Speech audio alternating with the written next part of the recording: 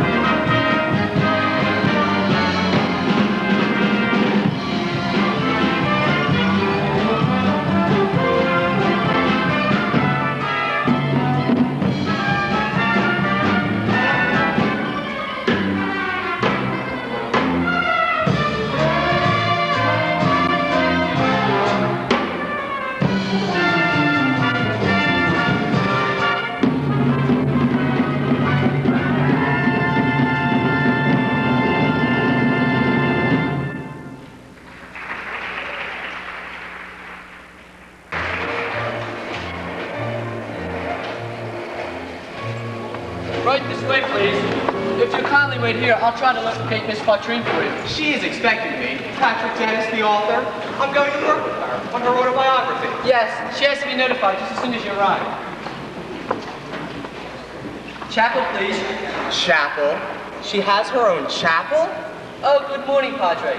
Would you kindly tell Miss Poitrine Mr. Dennis is waiting in the rumpus room? Rumpus room? Thank you, Padre. And bless you, too.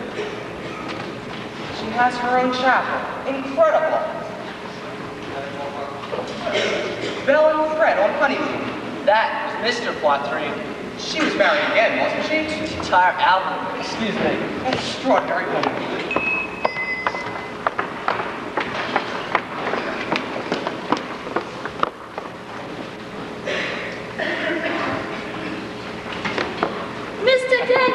Mr. Dennis, Patrick, my first meeting with my Boswell. I do hope I didn't keep you waiting. I just couldn't dash out of the chapel. I understand. It's my portrait. I'm sitting for a stained glass window. Oh, how inspiring. Excuse me, madam, but the hairdressers have arrived from New York. Oh, dear. We're terribly busy, darlings. Why don't you do the poodles first? That really isn't necessary. During the next few days, you can go about your daily routine as though I weren't here. I'll just follow you around with my tape recorder. Have you ever used one? Indirectly. I once found one under my hotel bed in Atlantic City. But there's no need to mention that. Oh, but there is.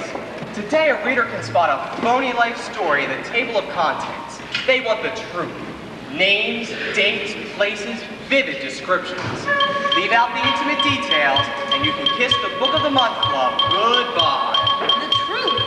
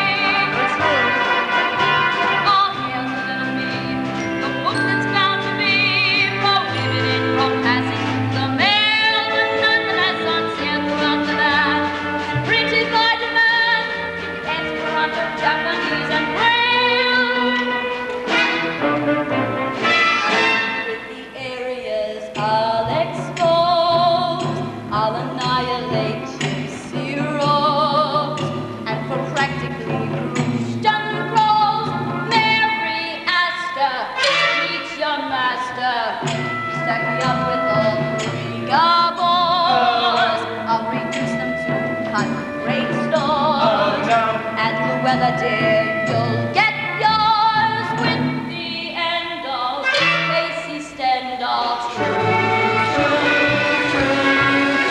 The D.H. Lawrence True. with an index Floods and torrents True.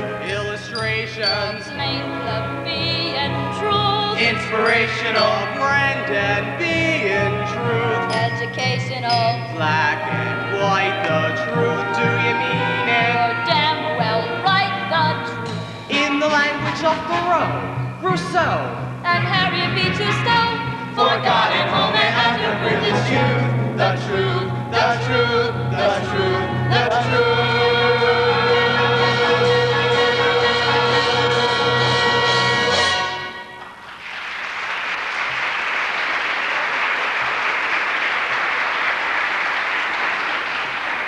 All right, Belle, you're a writer now. Tell it all from the very beginning.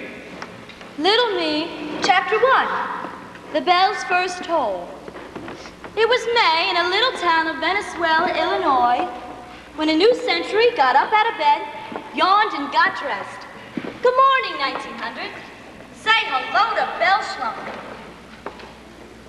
I lived alone with Mama. As the years passed glumly by, we were as poor as church mice, living in a tumble-down shack, Drifter's Row. By the time I was 16, I had blossomed into a lovely and delicate young flower. In fact, there were those who thought I'd overdo it. Girls shunned me, boys were afraid of me. And so, with the exception of a few workmen on the Rock Island line, no one wanted to play with little me. Well, honey, I'm off to work. All right, Mama. Say hello to Mrs. Louise for me. It's not Mrs. Louise, baby. It's Madam. She's French. How do I look, baby? Oh, like a bright red angel. When I grow up, I want to be a nurse, just like you. I'm not really a nurse, sugar. I just like to make people feel good. Well, I gotta go. And sweetie, don't forget to throw out the garbage. All right. Oh, Mama. Yes? Will you be home early? No, we got 2 new girls and I gotta stay late and take inventory. Hi, Belle. Oh, hello, George. What have you got there? Cards. Let's cut the deck. High card for a kiss. Oh, I can't, George. I've got to throw away the garbage. And put those cards away. You should try to lead a clean, decent life like the folks up on the bluff. The bluff. That's all you ever talk about. You stick your nose up to the air, Belle, and you'll get disappointment out of both nostrils. Come on, girls. We're going to be late for the picnic. You two can go ahead if you like. I'm waiting here for Noble. You're always waiting for Noble. You think just because he's captain of football, baseball, boxing, debating, and tumbling team, he was something special. Well, he is something special. There's nothing Noble Eggleston can't do. Oh, there he is. Noble, here we are. Noble, wait, you're going too fast. Hi, gang. Guess I must have over-tumbled. Hi, Noble. Hi, Ramona. May I carry your basket? Oh, Noble, you're so strong. Is that a new muscle? Came out last night while I was sleeping. Say, gang, where are we? I took a shortcut. This is Drifter's Row. Drifter's Row? I've never been here before.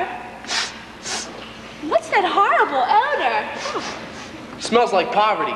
Well, it gives me the creeps. Let's get out of here. Yes, let's go. Hey, gang, wait a minute. I just got a swell idea.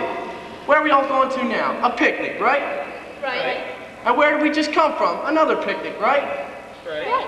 And where are we going to after this picnic? To lunch. Right. Well, I say, instead of eating 7 or 8 meals today, we take our picnic baskets chock full of good food and give them to a worthy starving family of our choice. But why? Why? Because that's the democratic way. Eat until you think you're gonna bust, and then you give away the leftovers. You're crazy, Noble. Come on, girl. Are you coming, Noble? I'll be with you in a minute, Ramona. Just a minute. Hello? Is anyone in that thing? Hello? It was then, with that pail of garbage in my hand, that I saw Noble for the first time in my life. The moment I saw him, my heart brimmed with passion. And yet, the only words I could think of to say were, Oh, I'm awfully sorry. That's all right. You've got to throw your garbage somewhere. Oh, can I get you anything? No, I don't think you left anything out. It's all here. Oh, well, at least let me help you brush No, you it off. mustn't.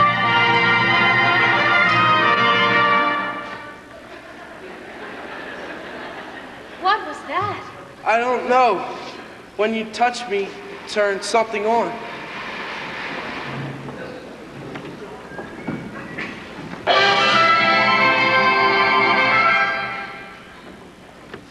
Well, anyway, my name is Noble Eggleston, and I live up on the bluff in the biggest and best house. Oh, and I'm Belle Schlumpfer. Gosh, that's a pretty name. Thank you. Well, I was just passing by and I heard you people starving.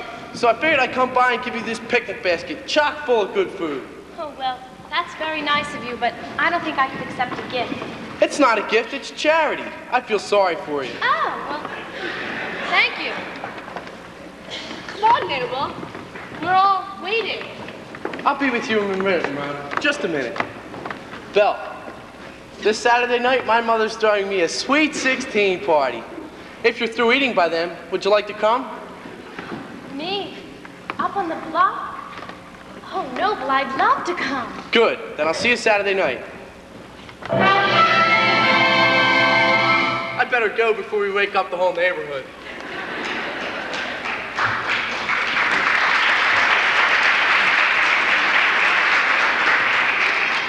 Little me, up on the bluff. Maybe I am aiming too high. But my heart says reach for a star, and my heart I cannot deny. Though it's my hard luck that I'm sort of stuck on the farthest one in the sky. So my eyes are destined to wander, and my brain no more to relax. For there's nothing farther out yonder than the other side of the tracks. To the other side of the tracks. It's a long and difficult climb, but the air up there on that bill of fare is a choice of lemon or lime. And the muscles keeping your nose up are the only muscles you tax. How I envy someone who grows up on the other side of the tracks.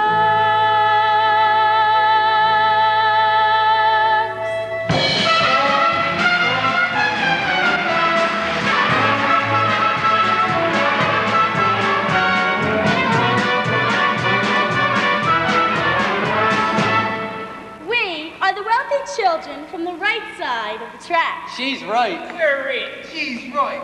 We're here to celebrate Noble Eggleston's 16th birthday. He's cute. Oh. Oh. Hey, What? let's do our favorite dance. Swell. The Rich Kids Rag. Ready, set, go.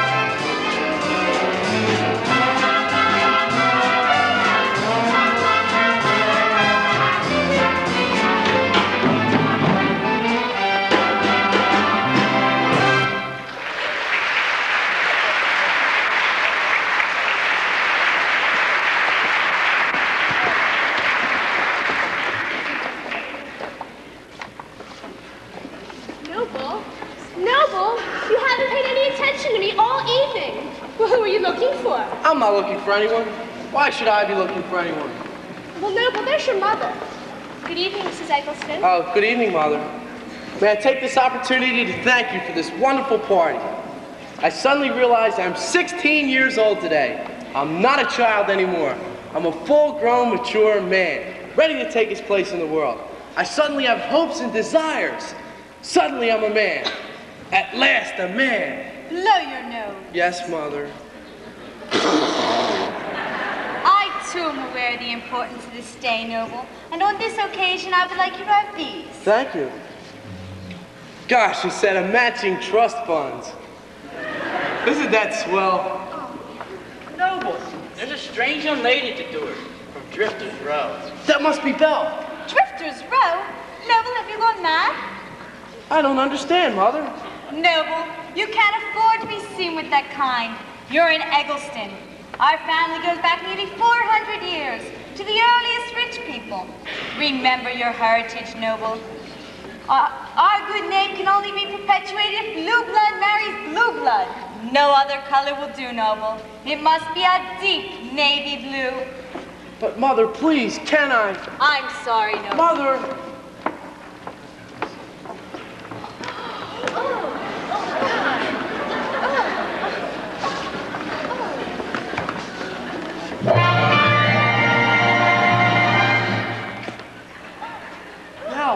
Noble. Gosh, Belle, you look so pretty in your dress. I hardly recognize you without your rags.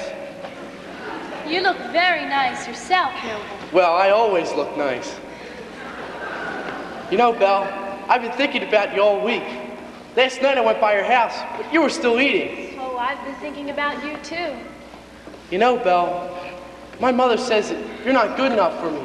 And yet, I had this feeling for you that I could never have for a nice girl. I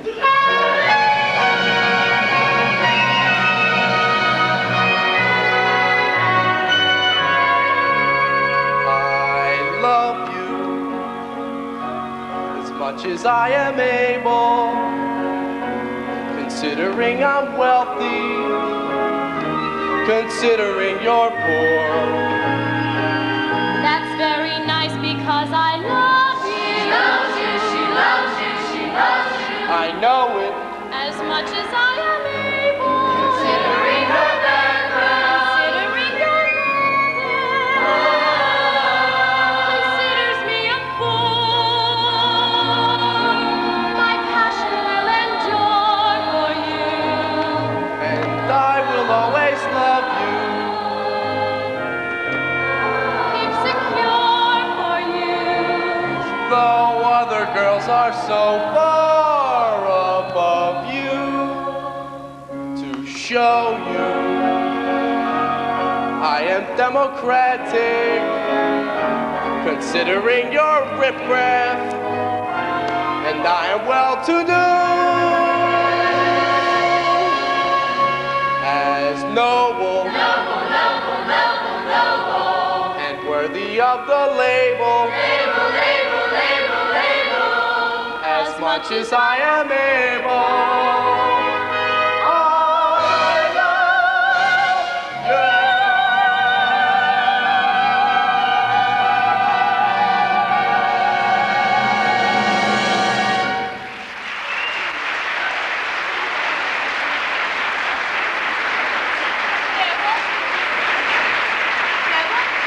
Who is this person? Oh, Mother, this is Belle Schlumford from the wrong side of the tracks. Belle, this is my mother from the right side. How do you do, Mrs. Eggleston? I want this person out of the house. It's nothing personal, Belle. It's just you. I see.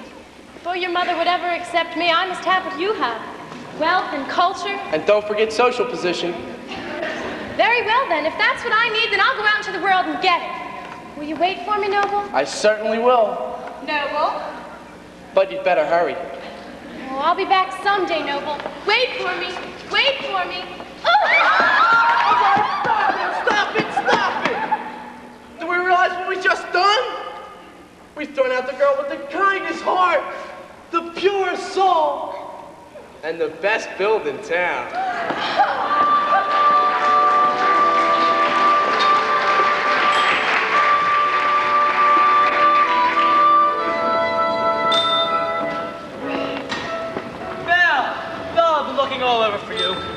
say goodbye. Goodbye. This friend of mine, he just opened up a new chain of crab caves in the Middle West. Someday I'll try and send for you. Well, that's very nice of you, George, but I'm going to be busy myself for the next few years. Doing what? Looking for wealth, culture, and social position. You're making a big mistake, Belle. Someday you're gonna kick right in the heart. But if you ever need me, remember, all you gotta do is snap your fingers, and George Musgrove will be there. Oh, I'll remember, George. So long, Belle. I'm off to Chicago to grow up. I will get there someday. I will.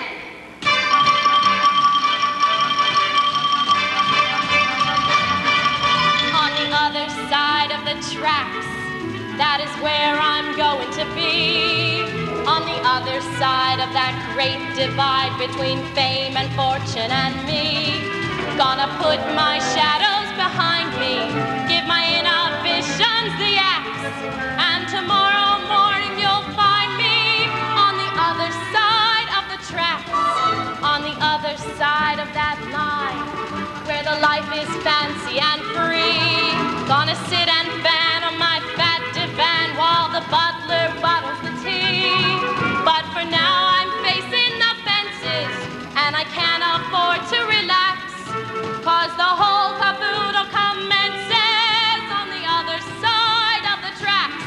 So I'm up and running, go, go, go, go, go, go, to the great big world on the other side, the great big world on the other side, the great big world on the other side of the tracks,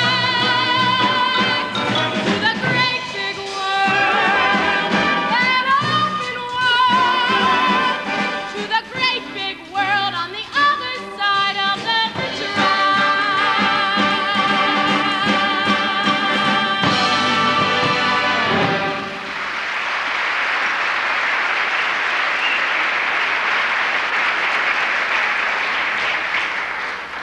I was determined to win noble, but to accomplish my new ambition, I knew I had to seek my fortune in the outside world. Chapter 2. Goodbye, green pastures. Hello, blue horizons. To travel took money. I thought perhaps I might borrow it from my friends and neighbors in Drifters Row, never realizing that at that moment, these poor people were facing a dilemma far worse than little mine.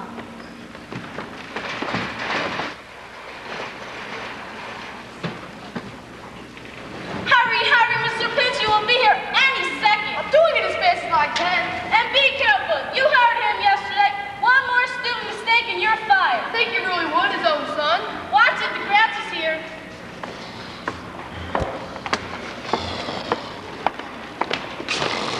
Good morning, Father. One moment, please. An 88-year-old man needs a little more time than others to get started in the morning. Good morning, Mr. Pinchley. What is it? He's coming around.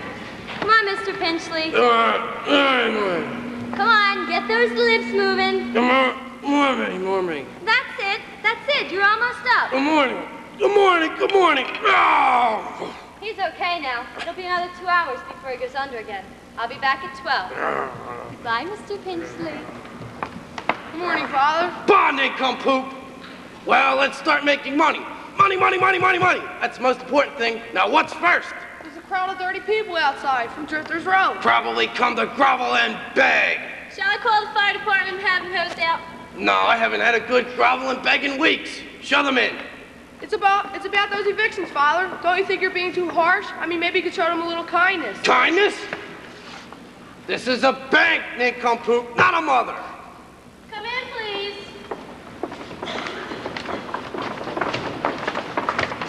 And wipe your feet. Well? Mr. Pinchley? Sir!